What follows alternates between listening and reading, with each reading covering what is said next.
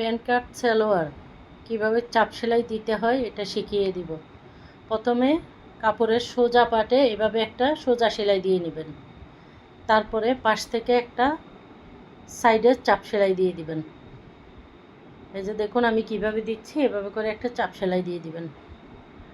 কম বেশি যারা সেলাই কাজ জানে সবাই জানে, অনেকে 3টা সেলাই দেয়, তো আমি এখানে 2টা সেলাই দিয়েই চাপ সেলাইটা দিয়ে নিয়েছি।